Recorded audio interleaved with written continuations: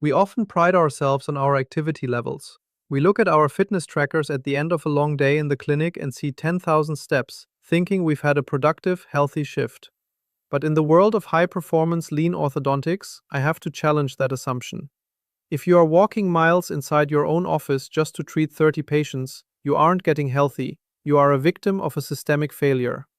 Unnecessary motion is one of the most significant, yet invisible, forms of waste in our profession. Every time an assistant has to break the clinical rhythm to hunt for a clinical camera or a specific arch wire, the administrative ballast of your day increases. This isn't just about burning calories, it is about the slow, agonizing drain of your team's mental energy and your patient's trust. To achieve true operational excellence, we must master the principle of motion economy, the strategic art of ensuring the work comes to the person rather than the person chasing the work. Imagine the cumulative impact over a single year. 10 extra steps, 20 times a day, adds up to miles of unproductive distance. This creates a frantic atmosphere where the patient feels like an interruption to your search rather than the focus of your visit. To fix this, I suggest a very practical team exercise, a motion audit. Take a floor plan of your practice and, for 2 hours, trace every physical path a team member walks. We call this a spaghetti diagram because of the chaotic, tangled lines it inevitably produces.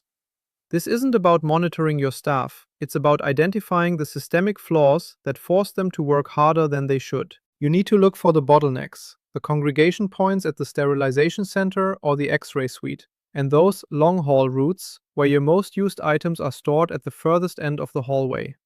Spot the double back. How many times does a team member walk the same route because a room wasn't properly stocked in the morning? Every double back is a symptom of a breakdown in your morning prep or your inventory system. Moving high-frequency items just a few feet closer to the point of use can save hours of time over a single month. The most effective way to eliminate these spaghetti lines is to implement the self-sufficient room standard. In an elite practice, every treatment room is stocked identically. I call this the blind reach capability. You should be able to reach into a drawer in any room and find the exact same tool in the exact same place every single time. When a room is fully prepared for 90% of your procedures, you never have to apologize to a patient to grab one more thing. You preserve the relationship and maintain the clinical momentum. When you combine this with internal communication systems, digital chats or integrated phones, the need for physical movement drops off a cliff.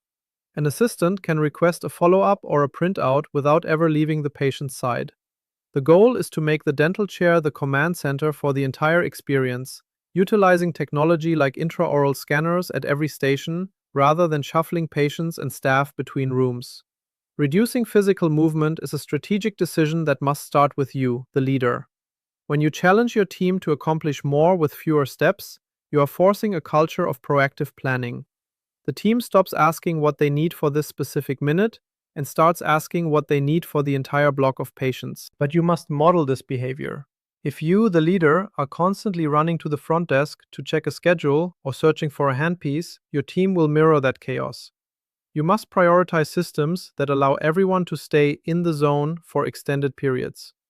This shift from reactive to proactive is what allows a high-performing practice to stay calm. You will find you have more mental space for complex clinical decisions because you aren't exhausted by the physical noise of a disorganized office. By untangling your routines, you aren't just saving minutes, you are protecting your passion for the craft. At the end of the day, you should feel satisfied by the quality of your clinical work, not exhausted by the quantity of your steps. Operational excellence is not a destination, but a continuous commitment to removing the barriers that stand between you and your best work. Use the spaghetti diagram to find your leaks, stock your rooms for a blind reach, and watch your practice transform into a model of efficiency and calm. Thank you for your time, and I'll see you in the next video.